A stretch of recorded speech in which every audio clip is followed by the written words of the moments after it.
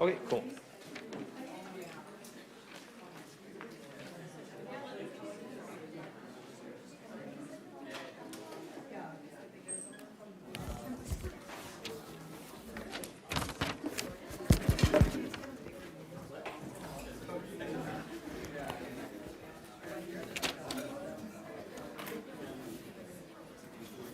Okay, everybody can hear me? Well, welcome to the Department Colloquium. Apology for my voice. It wasn't intentional. It wasn't because I'm nervous in front of my advisor. It was just my voice. Okay, and so before we start, I really want to welcome all the visiting graduate candidates. Thank you so much for coming. It's a special day for you. Okay, so let's not waste more time. Because, you know what? So if we do our typical way to introduce our speakers, given their achievement, award, and publication research, and we'll probably miss our dinner today. So I thought about this, and I decided to go the other way to make things easier, allow life easier, and to just say a list of few things, a short list of things that Professor Kang Lee, our speaker today, has not achieved it. So first of all, he has not won a Nobel Prize. They haven't called you, right? No? Okay. I know. Okay. Not even the peace one, right? No, not even the peace one, so confirm. So he has not been named to the Order of Canada. Not yet, so, okay, obviously too young. He hasn't published in Science or Nature, but I know he has a large collection of rejection letters from them. But now that's a question. So, you know, for someone who is lacking all these achievements, how could possibly make a big deal in this field? And I have to ask the colloquium committee why you invite Professor Lee coming to give us talk. Well, I mean, as one of the former trainees of Professor Lee, I can tell you something secret. So over the past 30 or 40 years, before I was born, maybe, Professor Lee has constantly jumping into a new territory, a new research field, every few years, which is very uncommon, right? And every time he did this, he would jump into that, make a huge splash, and then left with a completely new direction of the field, and before he jumped to another field. Well, in late 90s, early 2000s, and he was a pioneer of child moral development. He studied all the, child lying, and his research directly changed the law in Canada and relate to how children should be treated in the legal and healthcare practices. Well, then suddenly, he decided to go to study face perception. And with his international collaborators, he studied extensively about how experience shaped early social and cognitive development from infancy, childhood, to adulthood. And then he changed his mind again. He said, I want to invest something in physics and do some invention. So he invented with someone else something called transdermal optical imaging technique. You will know what it is in his talk, I believe. And not only he invented technology, he also co-founded a startup called Neurologics. If you can Google, he started the company roughly 10 years ago. The company is still there. For a startup, and that's a huge success. The startup not only won FDA approval on many different things, I don't know what it is, but he has effectively revolutionized healthcare, education, security, as well as marketing research.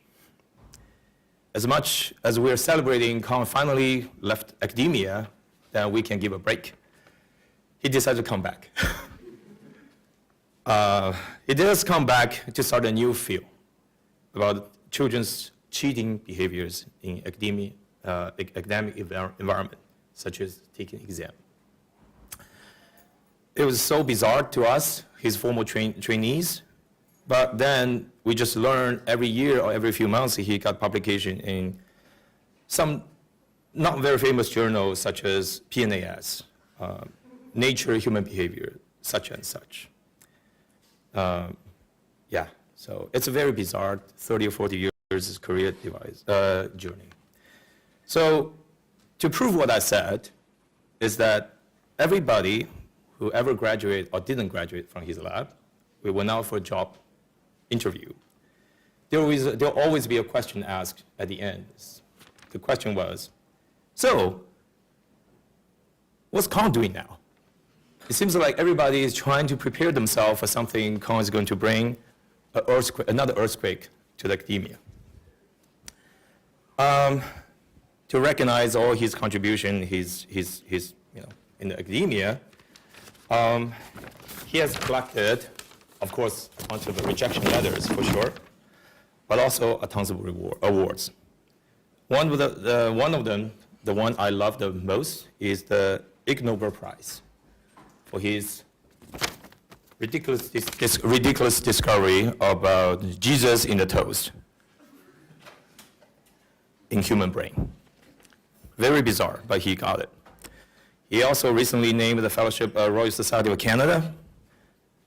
He received Answer Impact Award, the Pickering Award, awarding to one of the developmental researchers across Canada for their contribution to the development science. And a lot. And of course, it's not surprising, he successfully convinced a lot of funding agencies to give him the money, a bunch of money, including NIH times, NSF multiple times, GSBS multiple times, NSERC, SHERC, CHR, countless times. So he's very rich in many sense. As a matter of fact, a few years ago, there's a study has been done and published online, listed,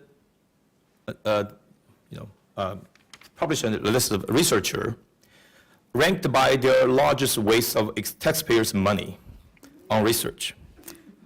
And guess who's on the list? But don't worry, he wasted, he invested US taxpayers' money, not Canadian. We're safe.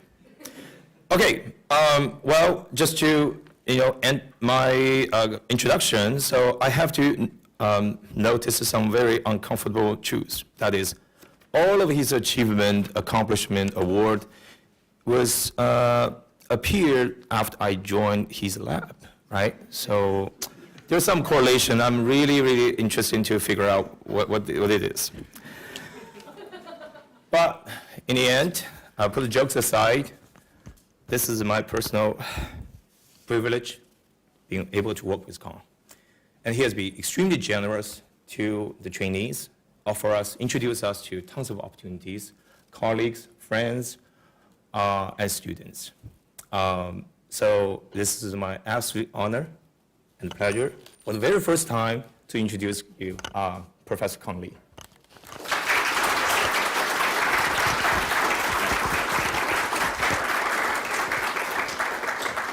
Thank you very much, Gabriel, for the generous introduction.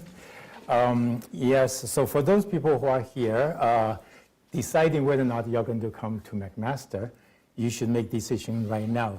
The answer is yes. The reason for this, I've been giving talks, 3 talks here. So this is my 3rd talk. So almost like every 10 years, I come over and give a talk. My first academic talk after I got my assistant professorship is here at McMaster, and Gabriel was correct. So my first talk is about gaze processing. So that's my first talk. Second talk is about face processing. Today, I'm going to talk about something that's really near to my heart, is about how children learn to tell lies. Many years ago, there's an anthropologist from UC, University of California, Davis. So she told me, she said, Kang, I discovered a cross-cultural difference in giving talks. So she said, when Americans start their talks, they always start with a joke. But Chinese speakers, when they start their talk, they always apologize. But I'm a Chinese Canadian. So I'm going to apologize for the joke I'm going to tell you. So the joke actually is a real one. So this is Richard Messina. So he's a principal in our elementary school at the University of Toronto. So one day he got a phone call. The caller said, Mr. Messina, my son Johnny will not come to school today because he's sick. So Richard asked, who am I speaking to, please? And the caller says, I am my father. And I really like this real story because it summarizes our common sense views about how we view children's lying. So number one, so children may start to tell lies when they go to their elementary school. And if they do tell lies, their lies are so poorly crafted, we adults can easily detect their lies. And number three, if a child lies before elementary school, something must be wrong with this child. So the child may grow up to be a criminal or the president of the United States, and twice. So anyhow, so before I start, so this is my kind of 30 years work, and I have had fortunate to have a lot of collaborators, but sorry, Gabriel is another one of them. And they are all over the world. So, and also, indeed, I got a lot of money from a lot of people, so I have to thank them for the contribution. And then I always been asked, Kang, why do you study this? This is actually my real research field, is how children learn to tell lies, nothing else. If you ask me later on why I was doing the other stuff, just talk to me. So when I remember vividly in 1993 in the summer, my supervisor said, Kang, it's time for you to pick a PhD thesis topic. So I was shocked, so I left and went to the library. I wandered around, and I came across this book. So this book called A Study in Deceit by Harshal and May, published in 1928. So I read this book, and I was amazed by it. This actually is the world's first largest scale social science studies ever done, and involving children from grade 4 and up. And one of the beauties of the studies they did was they studied deceit, but they did it by observing children perform deception out of their own volition. So there's nobody telling them what to do. They set things up, and to see children tell lies or cheat or steal out of their own motivation. So it's a beautifully done naturalistic study. And then when I read the book carefully, I discovered 90% of the chapters about cheating, and only 10% is about lying. And then look closely at these chapters, and they are not done properly and not very well. So then I looked at the PsycInfo. I don't know if you heard of PsycInfo, maybe not. So I searched in PsycInfo, and there were only 20 papers ever published since 1928 about children and lying. I said, wow, this is it's going to save me a lot of time to do the literature review, and possibly I can make some contribution to this field. So that's how I picked up this topic. So when I start to dive into slightly deeper into the field, I discovered it's not actually an easy area to get into, because there are many kinds of lies. The first kind of lies you probably are aware of are the so-called white lies. You tell these lies to spare others' feelings, to be polite, such as receiving a sweater as a Christmas gift. So that's typically we start to tell this kind of lie at age 3. Another lie are called blue lies. These are lies you tell in the name of a group or a collective. The reason it's called the blue lie, they are called the blue lies because police are renowned for telling these kind of lies in the name of justice, because their uniforms are typically in blue, so therefore they are blue lies.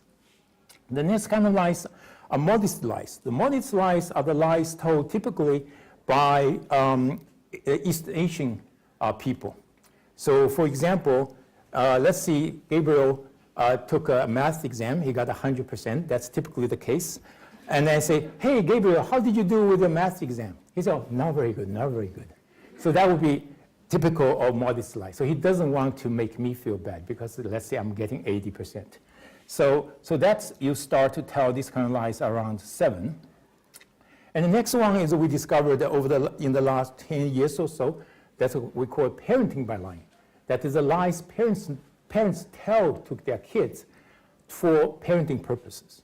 So for example, if you don't behave, I'm going to call the police. I'm going to put you in jail, right? You heard this before. So these are parenting lies. So that we start to tell this kind of lies to our kids around 2 and 3 years of age. But today what I'm going to do is talk about this, is self-interest lies. These are lies we tell to protect ourselves or to gain something, okay? So this is so I give you a rough summary of the evidence about the other kinds of lies, so that I'm going to focus on this particular type of lies. Now, so these are the parts that I'm going to talk about. So one of the things I would like you to do is, stop me anytime, and because eventually it will kind of go to some different places. So if you have any questions, we can address them as we go. Okay, so first thing I'm going to talk about is what are the factors affecting children's lying. So the typical method that we use, we basically borrowed from Harshwan and May. So this is called the temptation resistance paradigm. So this is an example. So in this paradigm, we play cards with children, ask them to guess the numbers on the cards. And in the middle of the game, the experimenter says, oh, I'm sorry, I have to go to the washroom. And here are the cards. If you guess the number correctly, you're going to get a big prize. But when I'm gone, do not peek at the cards. So then you get up and leave the room, close the door. But of course, we don't trust kids, so we put a lot of hidden cameras everywhere in the room. And then, because the temptation to peek, as well as to get the prize, is so strong, more than 90% of kids would peek within 15 seconds. So that's just like this. The question is, when we come back, we ask children, when I was gone, did you peek? Would the children lie or tell the truth? So we use their video evidence against their words, and then we code them whether or not they lied or did not lie. So this is what we found, which is typical all over the world. It looks like this. So at the 2 years of age, the lying rate is only 30% among the children who peeked. So that is 70% of the 2-year-olds would confess to their cheating or peeking. At 3 years of age is about 50%. 4 years of age is about 80%. And from then onward, it's more or less the same. So the only thing I didn't put in is after 12 years of age, the lying rate goes down to about 60%. So the question really is, what, other than age, what are the factors that are contributing to some children lying, some children do not lie? Well, we looked at morality, whether or not moral concept and moral judgment would make children less like, the children who know more about, honesty is good, dishonesty is bad, would be less likely to lie. And it turned out it's not true. Then we looked at their gender and their temperament, and it's not true either. And then we looked at the country of origin, their parents' parenting style, religiosity. We also found nothing. So this is we really wasted a lot of taxpayers' money going through these studies. So found nothing. And finally, we landed 2 factors. One is called the theory of mind. Some of you probably know. That is our ability to read other people's mind, to know other people have different beliefs, emotions, desires, and motivations, and they are different from ours. So that's theory of mind. The other one is executive functioning. That's your ability to inhibit, to switch from one task to another, to sustain attention, to plan activities. So we did a multi-year study, and other people have replicated our findings.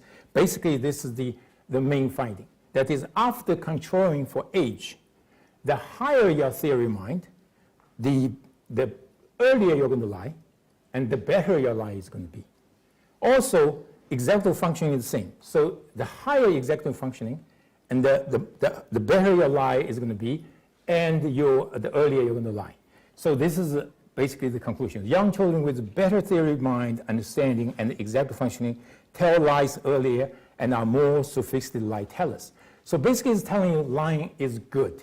So this is what I'm telling parents all the time. See, if you discover your child lying at 2 and 3 years of age, it's a time for champagne. And Anyhow, but most of the studies done up to this point were correlational studies. So then we thought, okay, if they are related, is there any causal relationship between these two, lying and theory mind or executive functioning? So this is the study I'm going to show you slightly in detail. So we basically, what we're going to do is looking at the causality, so whether or not developmental theory mind causes lying. So in this study, we use this hide and seek game. So I'm going to show you a video later on. So typically we select 3-year-olds who do not know how to lie. And the game goes like this. So the child has hidden the candy in one of the boxes. The experimenter, with their head turned away from the child, does not know where the candy is. And then the experimenter turns around and then asks the child, where is the candy? And if you know how to lie, you point to the other direction. And, but if you don't know how to lie, then you point to where the candy is. And then at that point, the experimenter actually takes the candy and eats it. So we get ethics approval to take candy from the kids. Anyhow, so this is the study. You will see how it goes later on in the video. So now, so we had this 2-arm training study. So we train children for about 10 days every other day to improve their theory of mind. So that's one arm. Then after we training, we do an immediate post-test. Then we do a follow-up about 30 days later. So there's after training stopped, and then we still do a follow-up test to see whether or not our training actually, had any lasting effect. The other arm of the training is a Piagetian conservation task, which is also a highly challenging task about conservation, but not about theory of mind. It's a cognitive training task. So we want to see whether or not there are any differences between these two conditions. So again, because we pre-select kids who do not know to lie, so from the beginning, the two groups of kids cannot lie. So they lost all their candies. And then what happens is about 10 days later, so this is the post-test, day 15, and you can see significant differences between the two groups. So those who receive the theory of mind training now can lie at a very large extent, but the control group, their lying rate is very low. So we have 10 trials, so only 2 trials they seem to be misleading the experimenter, but the rest they didn't. But then we follow up. So after the training stopped, so we follow up at day 21. So you can see the experimental group is still better performing than the control group. And then 47 days later. So you also notice that the kids who are in the control group also picked up how to lie because they've been losing tons of candy. So this is, I'm talking about, I think it's about like 40, 50 candies along the way. So it's a very, very painful process for them. So as you can see, the theory mind can cause children, development theory mind may cause children to learn to tell lies. And what about executive functioning? We did this exactly same study, but instead of theory mind training, we trained them on executive functioning, which is a quite difficult one to do. Regardless, we also found that executive functioning training can lead to better lying as well. So it looks like these two cognitive factors or their development would cause children to come to figure out how to lie to us. So then I told a social psychologist of mine, and he said, Kang, what about the other way around? Can you teach children to lie and to see what happens to the other two cognitive factors? So I said, that's a great idea. But with ethics approval, of course, so we managed to do that. So in this case, exactly the same paradigm, but we taught kids how to lie to the experimenter. So again, for the same amount of time. And this is what we found. So the experiment, again, the same, the EF or no EF training. And the lying, as you can see, of course, we taught kids how to lie. So by the end of the training, the children in the experimental group can lie, right? And the other group barely can do anything to win the candies. So the key question is that going to increase, the training is going to increase theory of mind? The answer is yes. And is the training going to increase executive functioning? The answer is yes. So as you can see, so it looks like theory mind, executive functioning, lying, they are mutually reinforcing and lead to development. You say, wow, this finding is interesting, but what's the point of doing this? But there's a very, very good point. So if you are dealing with children with ADHD or children with ASD, autism spectrum syndrome, you know that they actually tend to have deficits in both abilities. And if you directly train them, it's actually very, very hard. So by teaching children how to lie, it actually eases the way you are doing the training. So that's my suggestion to one of you guys who want to do this, because this is my hypothesis. I believe teaching children to lie is going to increase these two abilities immediately and with lasting effect. But I have never done this study, so I don't know.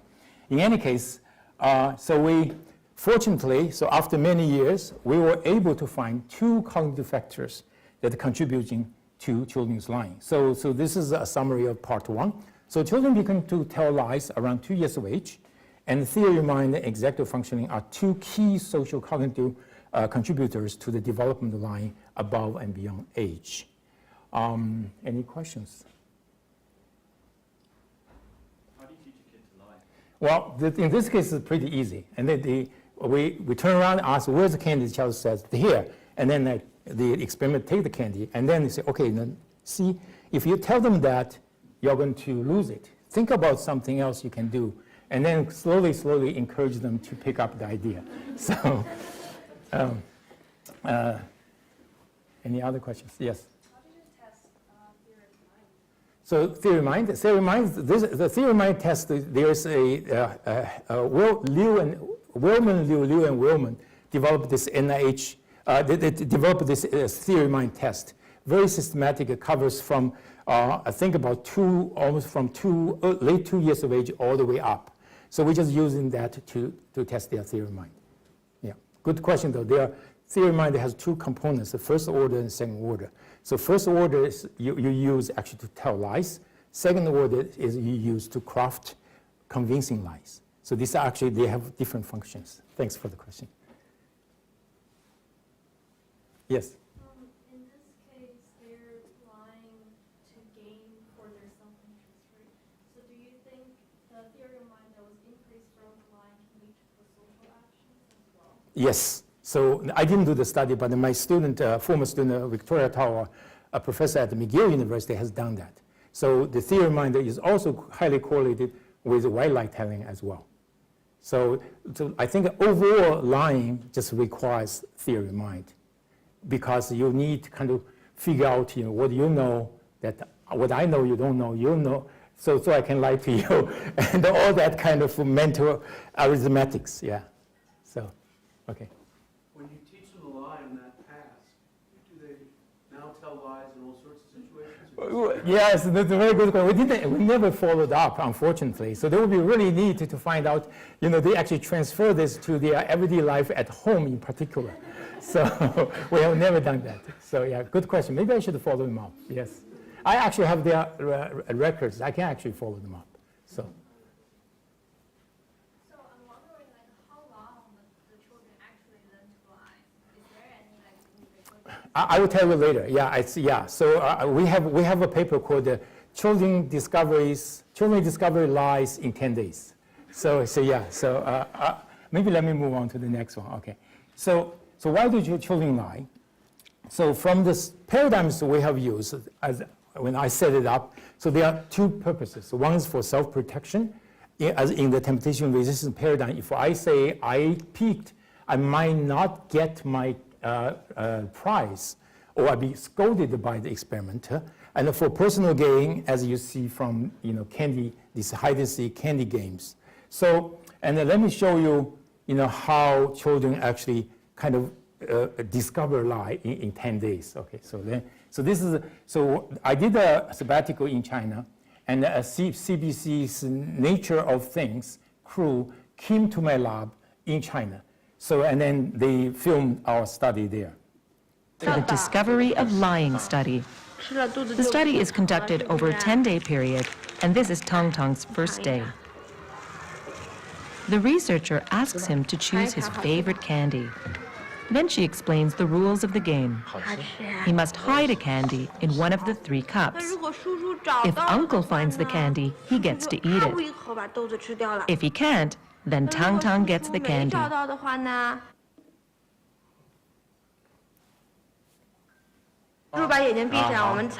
The game is in full swing. Kang Lee covers his eyes, and Tang Tang hides the candy. When Lee asks, "Where's the candy?" Tang Tang readily points to the cup where he hid it. He keeps giving away his favorite candy because he's incapable of telling a lie. After 10 trials, it's time to call it a day. And Tang Tang gets a sticker for his effort. This is day 3 for Tang Tang. He looks wistfully at the candy. Telling a lie is actually a very complex affair. For Tang Tang to lie, he first has to inhibit the truth. Then he has to know that what he knows is something that Lee doesn't. He has to hold the truth in his mind while he invents a lie. This ability signals a crucial milestone in a child's development. Clearly, Tang Tang isn't there yet. Tang Tang has now been playing the game for 5 days. The first glimmer of a strategy appears when he covers the cup with his hand as if to hide the candy. But he still can't refrain from telling the truth. The next time when Lee asks where the candy is, he wavers. Something is beginning to stir. Will he actually figure out how to deceive Lee?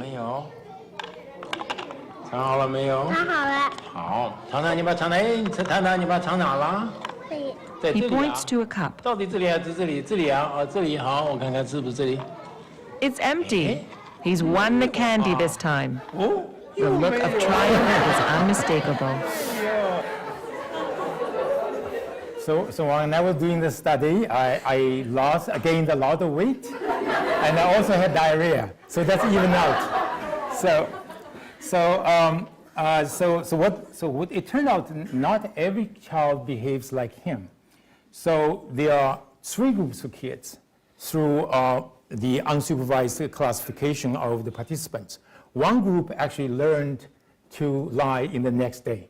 The first day, they already had some idea. And the second day, they went to 100%.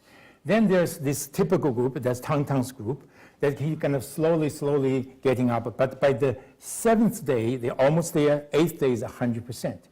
Then there's a third group. They are just kind of slow. And even by the end of the 10th day, they are still 30%. So what are the differences between the 3 groups? So it turned out, in terms of theory of mind, the fast one is the highest, followed by the intermediate discovery group, and then the slow discovery group. And the executive functioning, the first 2 groups are actually the same, except for the last group.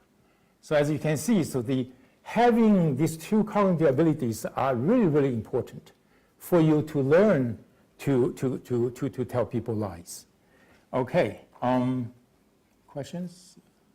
Yes? How do you test for executive functioning in a child that age? Oh, yes. So this is an NIH toolkit. So this is Phil Zalazzo and Pat Bauer spent enormous amount of time and effort and developed this amazing iPad based executive functioning. It going from, I think, 3 years of age at least, all the way up to 90-something ages.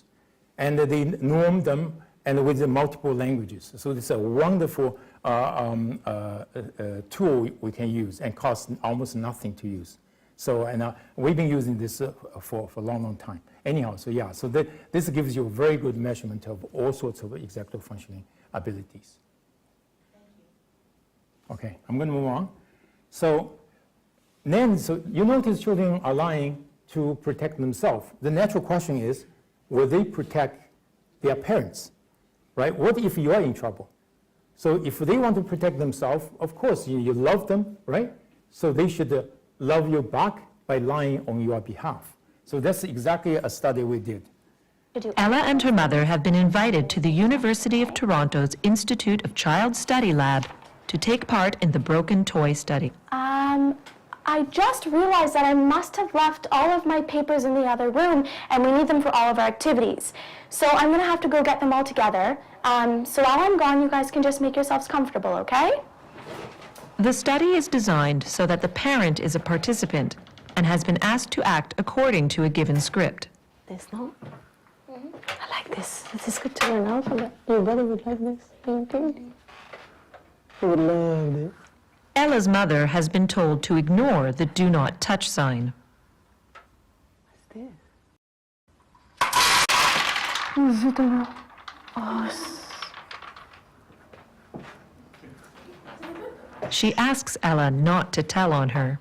I thought it was soft. I didn't think it would move like that. Don't say anything, okay? Okay? It's gonna be a cow, no? What's that? Hi guys, sorry that took so long. So Mom, actually we have some forms in the other room for you to fill out. So now would be a great time for you to go fill those out. And Ella and I will get started on some of our activities. Okay? As part of the script, Ella's mother leaves the room. Okay, so tell me everything you and your mom did while I was in the other room getting all of my forms. Ella immediately reports on her mother. So 90% Did of your kids mom ask you not sold to their tell parents such to people the river. basketball? So this is my scientific evidence that you should not really save up college funds for your kids. Children's lies are motivated by self-interests. They are selfish liars who lie to help themselves. And children are reluctant to lie to help their parents. So I'm going to move on to the next one. So then still, like we, as a society, we want to ask the kids to be honest. So a lot of parents, even though I'm telling parents, I said, totally okay. It's totally okay your children lie occasionally. But they still think we should figure out how to promote honesty at home, at school, etc. So I said, okay, so we did a bunch of studies to find out what are the best methods to promote honesty. So this is a naturalistic study done by my former student, Victoria Tawa, now at McGill. And she went to, I sent her to do another study in African country, West African country, and she called me back. She said, Kang, I got this very interesting school. 2 private schools the country's elites would send their kids to. They are all private schools that pay a huge amount of money to go into, but they are different. One is traditional, called the punitive school. So in this country, because of the French influence, French nuns' influence, actually, missionaries' influence, that kids were beaten up all the time for various reasons, mostly to motivate them to learn. So in this school, so if a child misbehaves or forgets to bring pencil, forgets assignment, fail exam, they get beaten up. So there's a teacher who assigns the rule of the beater. So, and he has this cane, and then there's a logbook. Teachers would write down who is being punished by how many times. And in the middle of the day, and the teacher would go to classroom, and grab the child to the middle of the school and beat up the kid. So you can hear crying all day long, basically, because there are a lot of kids to be beaten up by the teacher. So that's the punitive school. The non-punitive school is set up by one of our research assistants' aunt. She's from Canada. So she set up the way the kids, if misbehave, they got sent to principal's school, office. So that's the difference. And then, so Victoria called, he said, I found this very unusual 2 schools. We should do a study about it. So then we immediately got the ethics approval and then sent 2 research assistants over and to do the study. And so, we tested actually a bunch of kids, but this school starting from 3 all the way to 12 years of age. So here are the results for 3 and 4-year-olds. So in terms of the non-punitive school, the results are more or less like what you would find in Canada. So half of kids will lie. But in the punitive school, lying rate is extremely high. And in addition to that, those kids 3 and 4-year-olds in the puberty school also lie better. They are so much better, so it's difficult for you to detect their lies. So as you can see, corporal punishment is actually a place for you to promote dishonesty, not honesty. And the reason we did studies was because we had a lot of interviews with parents. Parents always told us they save the worst punishment for dishonesty. So, like spanking, because it's actually legal in Canada. And so we thought, wow, this is such an interesting idea, but we couldn't test it. So that was a good naturalistic environment for us to give the test. So then the next thing is there are, in school settings, and as I'm from OISE, U of T, so we kind of care about the moral education. And then the question is, what if we discuss with children about the importance of honesty and the negativity and the consequences of dishonesty, would children more likely to tell the truth? So we did a study with 5-year-olds. So the first one is a control condition.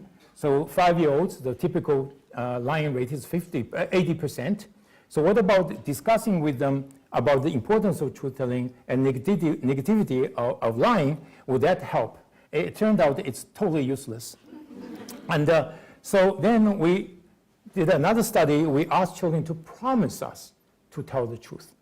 And to our surprise, they actually promising to tell the truth actually promotes honesty.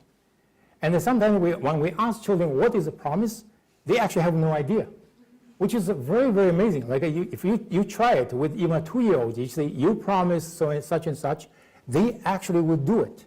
So it just, I know even without knowing the concept of it.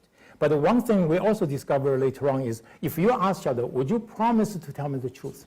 That if the child says yes, then there's a high likelihood that the child is going to tell you the truth. But if the child says okay, no, so they're going to lie to you. So you have to, they are very, very tricky. And next thing is, what about moral storytelling? So as you know, you probably will do that or have done so by telling like stories like A Boy Who Cried Wolf or Pinocchio stories to your children in order to promote honesty. So, and we did this study over several years. So the control condition is the tortoise and hare story. It's a moral story, but it promotes something else. And this is the control condition. So the lying rate is 65%. And then what about Boy Who Cried Wolf? Because this is a serious business. This is actually the original Aesop story, that the boy who lied and was eaten by wolf. So you die, right? So this is a very dire threat, and has no impact whatsoever on kids. So we thought maybe these are because we're dealing with young kids, they don't know the concept of death. So maybe what about immediate consequence? So we read them the Pinocchio story, because if you lie, your nose is going to grow. So is that going to promote honesty? No, it doesn't. And then we read children George Washington's story. So I don't know how many Americans you are. So if you're American, you would learn this story in the elementary school or in the kindergarten. So this is, for those Canadians who don't know what the story is about. So this is George Washington, when he was young, got a gift from his father. It's an axe. And he loves the axe. So he chops here, chops there. One day he chopped down his father's favorite cherry tree. So his father discovered the cherry tree was chopped down. So he asked, who chopped down my favorite cherry tree? And George Washington said, I cannot like that. I chopped down your cherry tree. And George Washington's father said, I would rather have an honest son than 1,000 cherry trees. So that's a story. Tell to your kids, okay? And but the story is actually a lie. Never happened. It's made up, okay? And so we told the story to Canadian children, so they never heard of this before, and they had a truth-promoting effect. So we said, why is that? And you probably noticed the difference between the previous two stories and this story. This story has this very positive moral message. Is that I would rather have an honest boy than 1,000 cherry trees. So if we change the story to make it negative, so George Washington lied and was discovered by his father, and he was scolded by his father. So that's called George Washington Revised, and the lying rate went up. So as you can tell, so positive messaging to children, more stories to children seem to have this honesty promoting effect. So promise making and positive moral stories promote honesty, whereas a punitive environment fosters lying. Any questions so far? Yes? Just kind of connecting the previous study for parent lying and with this one.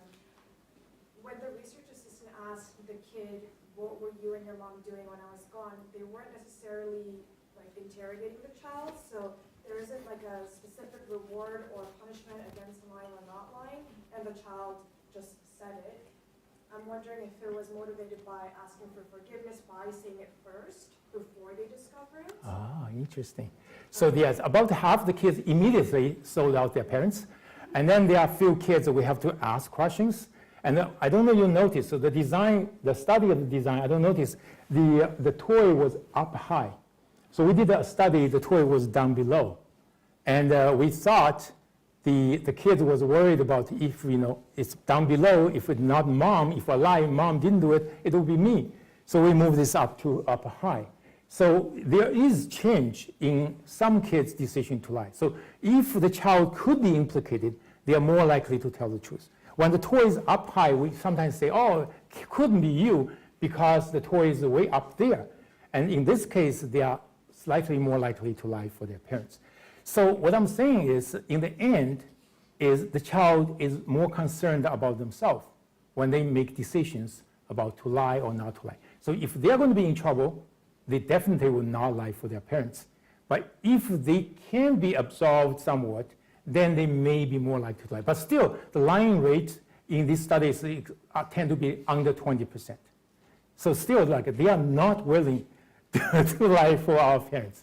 I mean, that's I think it's a fundamental fact. So the kids do not like to lie for parents. Sorry to tell you the bad news. Yes? For the lying for parents experiment, did you find any moderating factors such as culture or relationship with parents? Well, good question. So this is a study. I have done all these kind of borderline, ethically borderline studies. That lying for parents study is the most difficult one for my students. So after we finished the study, they said, Kang, this is the last time doing the study, because they all feel very bad. But then I say, why do you feel bad? They actually said, because some parents expecting their kids to lie for them, and it turned out they don't. So the parents feel very bad, and then my students feel very bad. So we actually haven't done any follow-up study ever. So we did one study in China about lying for parents, the same thing.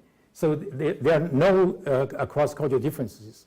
So, but this paradigm needs to be kind of revitalized by someone who are more brave than my former students.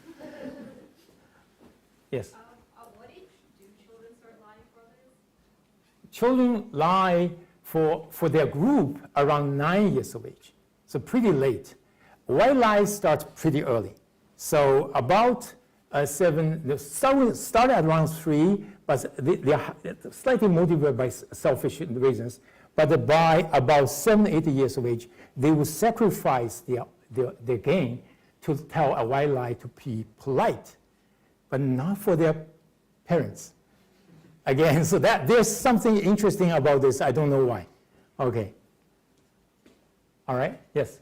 Do you think if it was so the parents are seen as an authoritative figure, so the likelihood to lie would be increased? So if it was they were lying for one of their peers, kind of. Honestly, No. Yeah, that's a very good question. I've never done a study about lying for their peers, but a high school student from U.S. called me. She said, I want to do a study in my high school about this. And I said, by all means. And then so we set it up, and she went ahead and very, very, motivated. And then what she discovered, to her surprise, when she said the situation similar to ours up in her school with the kids would actually inhibit others doing bad things, even cheating. So they actually sanction others, prevent others from committing cheating, and let alone lie. So this is another interesting, it's all these kind of surprising things. So I think someone also need to follow up with a kind of peer lying, whether or not it's kind of different than lying for parents or lying to be polite or for self. Yes. Yeah. I also have a question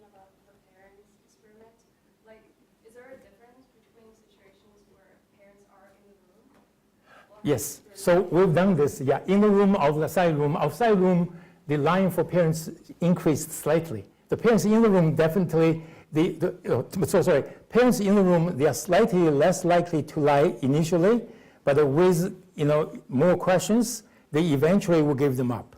So, but if parents leave the room, you saw that. So that's one of the last conditions is parents not in the room. The kids are much faster to tell the truth.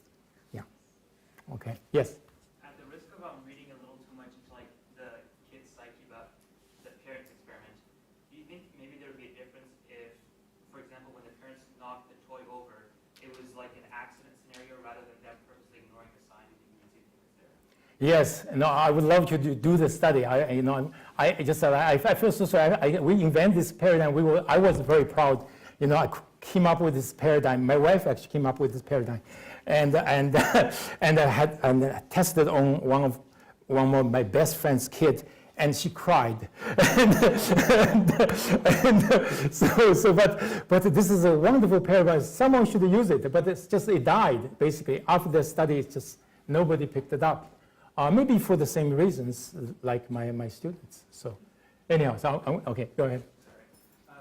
Do you think they would be more likely to lie if there were more people implicated? For example, both parents, multiple family members? Yes, that's cool study. So basically, if there are multiple people in the room, then they all leave the room. In this case, they may pick the one that they love the least, right? So that's a good idea. I should bring parents to come in, father and mother, and see. Yeah. Okay. Excellent idea. So, all right. So I don't know how much time I have. I have two more parts. So here's are children poor liars? So what I'm going to do is I'm going to ask you to do a lie detector, to be a lie detector of children. So I'm going to show you two videos of children, and one of them have peeked. And when we asked him, did you peek? And she or he said no. The other person did not peek. And we asked, did you peek? And she or he said no. Your task is to pick one of them. Who is lying, who is telling the truth? Okay, so this is child number one. Did you peek? No.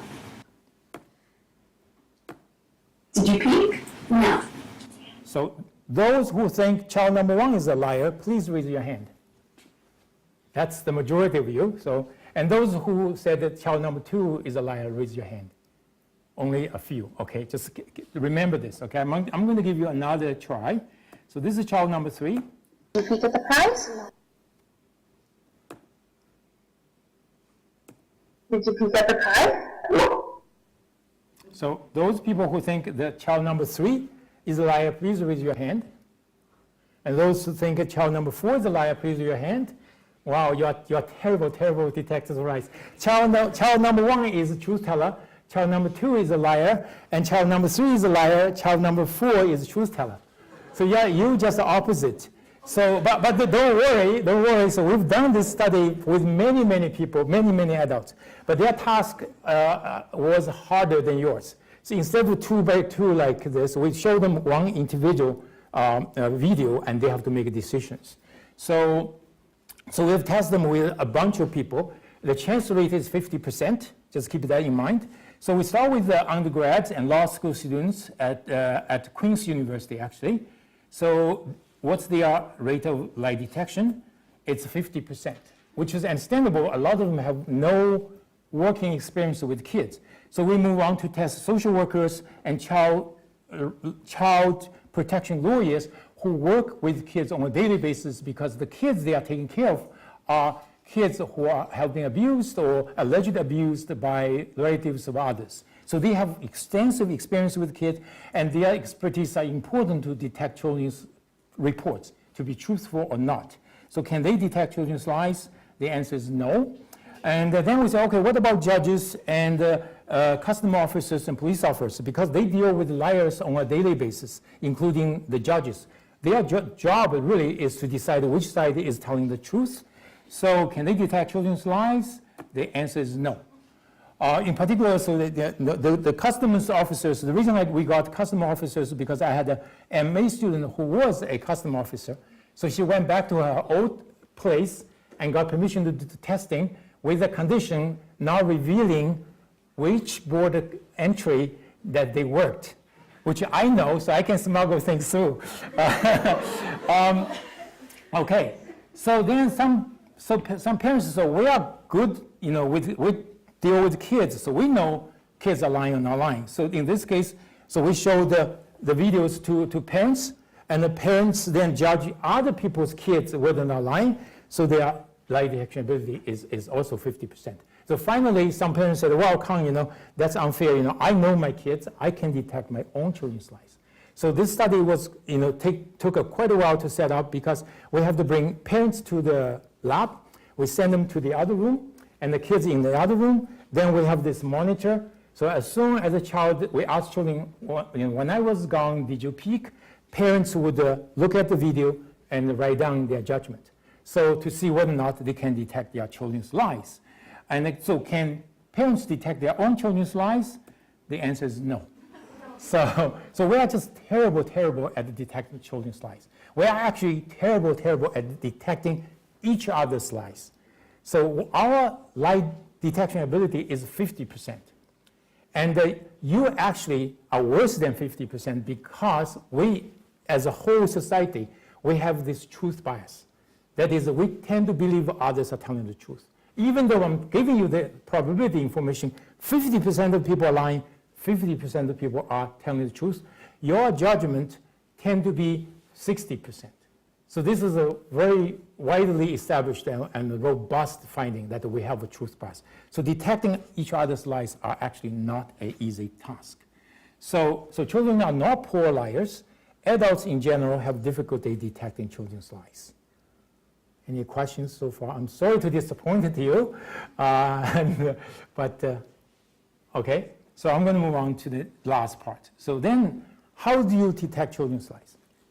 So one of the things I came to in my mind is just wire children up. So in this case, we use FNIRS to. This is my child when he was seven. Yes, when he's 7. So we try to use FNIRS to look at the brain activities, brain hemoglobin change activities to see whether or not we detect children's lies.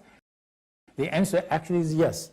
So lying involves greater frontal neural activities than truth-telling, so which is consistent with our previous finding about executive functioning. And another thing we discovered was lying disrupts the frontal functional neural activity. So it's basically lying is a cognitive activity and requires the involvement of the frontal cortex. So I think that's basically is a very well established finding in both children and adults. But I don't like these kind of studies because I have to attach something to children. When you do that, children behave very differently.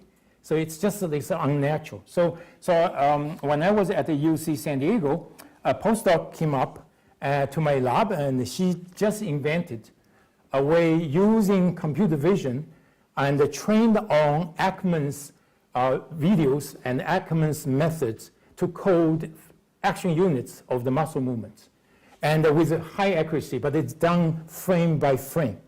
And she came over to me and says, Kang, I heard you are doing lying studies. Can we collaborate? I said, of course. So I used her invention and to do studies mainly with adults. And we actually found that, yes, you could use this kind of computer vision system to detect lies, and with very good accuracy. So automated decoding of facial expressions along with machine learning. So the importance of the machine learning part. And it reveals deception in children and adults with high accuracy. In one of the studies we published in Current Biology, we had a 92% of accuracy detecting adults faking pain, which is unheard of because the actual rate for doctors detecting pain is 50%. So we are 92% accurate. But in any case, but the problem, so the problem is, it only works when children and adults are display facial expressions. But unfortunately, when we look at our videos of children lying, and this is their facial expression.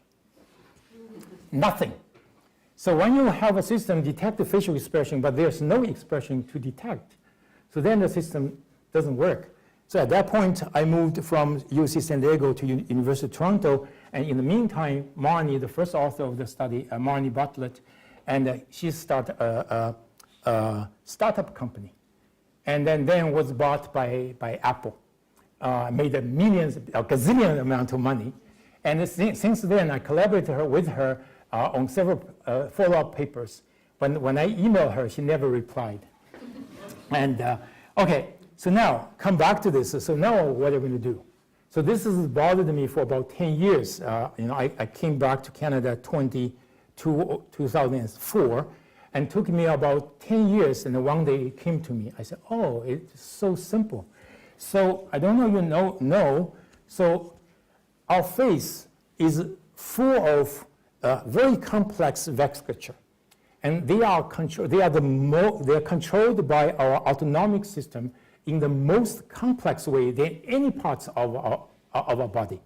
And because of this, the blood flow on the face actually changes as you experience different kind of emotional or cognitive states.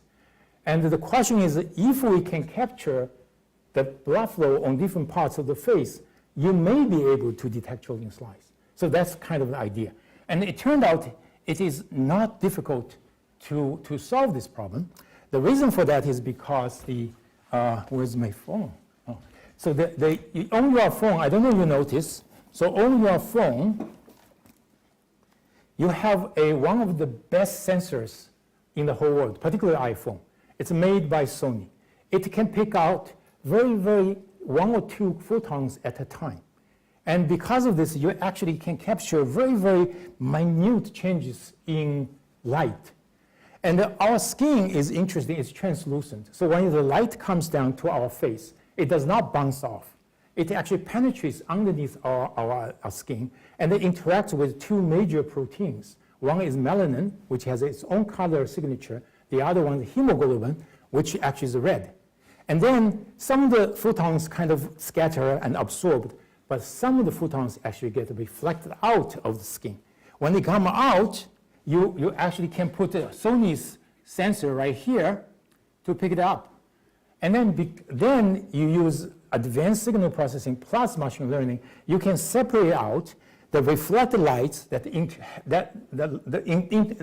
photons that have interacted with the melanin versus the photons that have interacted with hemoglobin. And then you get rid of the photon information about melanin, you just keep the hemoglobin information. And by doing so, you actually can image hemoglobin concentrations on a person's face when the person does not have facial expressions. So this is what you'll see with it's called the transdermal optical imaging. So this is what you can see with your own eyes, but this is what we can see with our technology. So this is like a heat map at that moment where the highest concentration of hemoglobin is. The hotter it is, the more there is. But this is a one frame. And the cameras you have, for example, Sony, you can take 30 frames per second at least. So you can actually process each frame and put them together. Now you have a movie. So this is what you see. So now you can see the rise and fall of the facial blood flow and changes in different spots.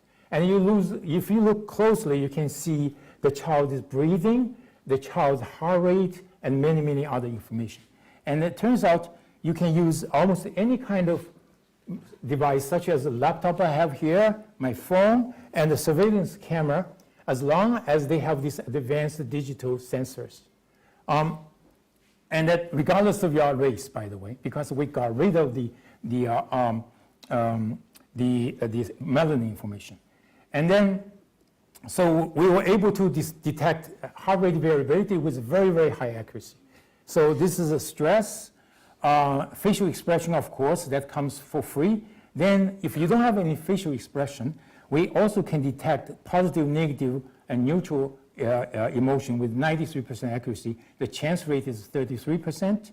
And then we also can detect specific emotions. So there comes to a point in my career. So I say, hey, this is great. So I'm going to publish this and tell the world about this technology. Everybody can use it. So I showed to the university, and university said, no, Kang, you cannot do that. So you have to write a patent first. So I said, okay, so we wrote a patent, and then, so can I publish it? They said, no, you have to set up a startup company.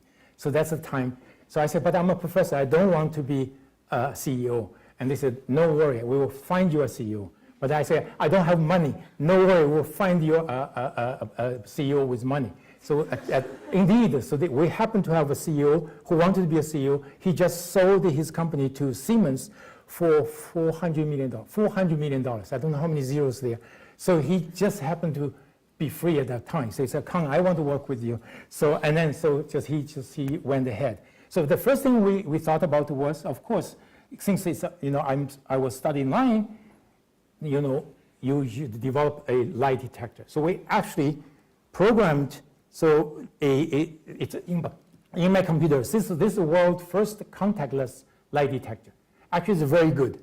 So I think the accuracy is 85%. So this lie detector requires no contact. So you just put it in front, as long as you have a camera, and you can do it. And you ask questions or whatever. So with that, so I got invited by Homeland Security, U.S. Homeland Security, to give a talk in Boston about how we can use our technology in airport screening. I'm sorry, I'm so glad it didn't work out. So we went there and presented our results and told them how powerful this system could be to detect lies. So for the Homeland Security people. And one of the Homeland Security officers came over after my talk, said, Kang, she said, you should not waste this technology on government stuff. You should benefit more people. On our way back from Boston, we decided, okay, this is not the right thing to do, to waste this technology. So I totally dropped this lie detection business and went ahead to do something else. But before that, we actually, tried a few things. For example, you actually can take old VHS videos of someone lying like Bill Clinton, or like O.J. Simpson. You at least can detect his stress level and his heart rate. And also when Trump came out from his COVID treatment, and he said, I'm superhero, I'm Superman, I was cured, we wondered that he was lying or not, and turned out that he was not lying. So he was pretty healthy at that moment. So this is live. I don't know if you can see, is that moving? So you can see his systolic and diastolic blood pressure actually. So anyhow, so too bad. So we never published our lie detection studies. So we went ahead to do something else. So then we applied this to health. We thought this could be a good place to use this technology. So we've done quite a few studies. So we showed that we can detect heart rate with 99% accuracy, breathing. We are the only one who can do remote and with this kind of accuracy. We also can measure blood pressure. So, and then we also, I am very proud. So I discovered all that part is just by accident because I happen to have like 200,000 data points. So I was able to find that our technology could be used to detect your risk for hypertension risk, type 2 diabetes risk, the high cholesterol risk, high lipid risk, as well as fatty liver disease risk, which is something we North Americans probably don't know very much about. It's actually an international disease. It's an epidemic. So you should look into it and try to avoid this particular problem. But in any case, so the technology seems to be pretty good. And then there was COVID. So because of this, so we actually built something like this to put our technology inside. The reason for that is because a lot of nurses in the emergency would like to measure the blood pressure or heart rate of their patients. So because of the issue of contact. So we built this with a temperature sensor on top as well. So you can see we immediately in about 15 seconds we saw her temperature and plus her heart rate And after all this is done, then we got her blood pressure and other vitals, including BMI. So, and in about 30 seconds. So this kind of makes the emergency intake less, requires less nurse assistance or contact. And the other side is the mock telehealth situation. So basically, you can also do it using Google Chrome, and we use what's built in the Chrome. We can actually measure, using our technology, measure people's blood pressure continuously, which is very good when you do remote consultation at home, as well as when during the pandemic, the patients couldn't come to the hospital. Anyhow, so the person pretending to be a doctor is my postdoc. He and I invent this technology. So, but I have something for you. So if you are interested, you can actually try out our free app. Used to be like 100% free. I will tell you later. So you can scan, if your iPhone, you scan this QR code. If you have Android, you scan that QR code. So unfortunately, I apologize to you, the functionality of this is quite limited, and not because we want to be limited. We used to have it full functional, and Google and Apple didn't want us to do that. We suspect they are developing their own thing, so every time we put the full functioning up there, they always kill us.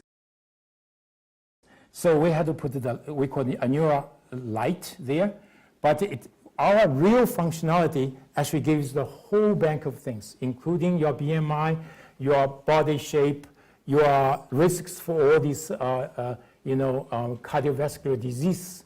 So if you're interested, you can email me, or you can email Gabriel. I send you a code. You click it, you will switch over to the free but full functioning version. Okay. So other than health, the technology seems to have other applications. One of them that we are developing is to remote tutoring. So we want to find the best way to teach kids, or find the best teacher to teach the kids. So we were asked by a company to assess, whether or not their students are learning, their teacher are teaching, and whether or not they are a good match. So we can actually measure both the teachers and the students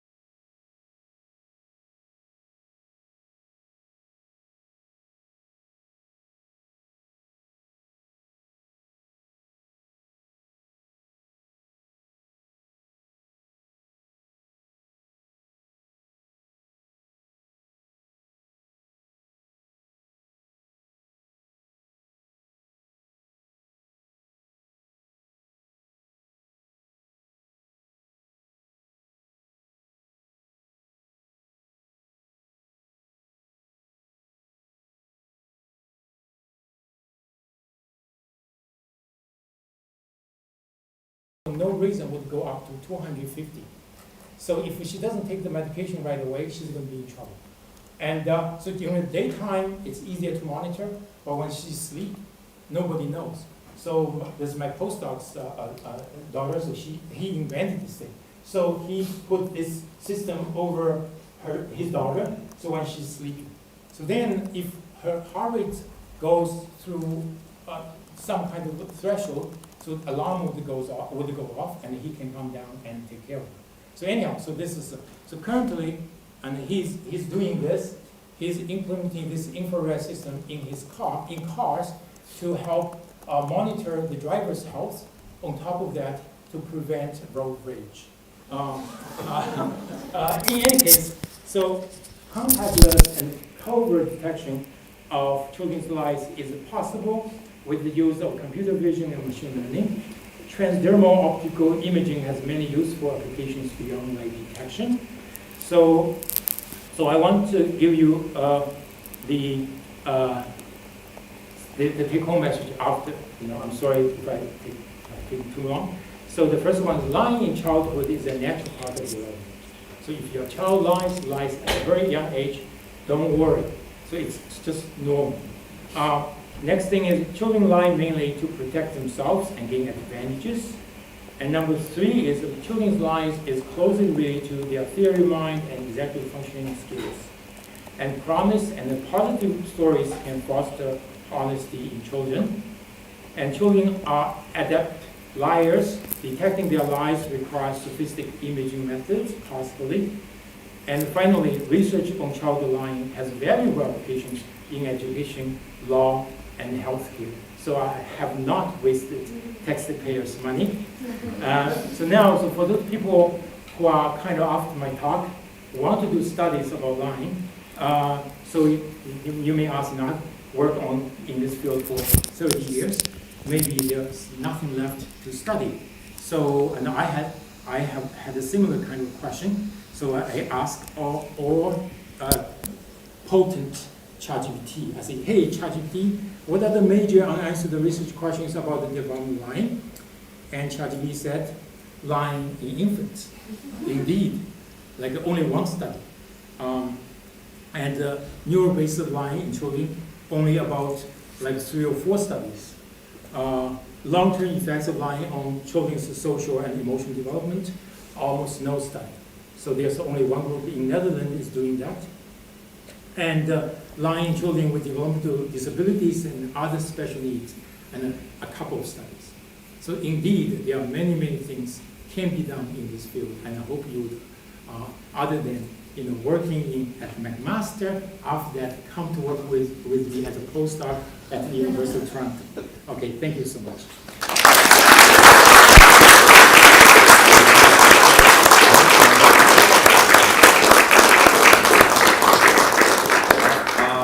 Well, before we take questions, I can take commission fees for anything you want to go through me. Okay, so we have a few more minutes for questions. Whoever wants to. Yeah, Laura? Thanks, that's super exciting. I feel like there's a contradiction. Like you're saying lying is good for executive functioning and theory of mind, but then at the same time wanting to promote honesty.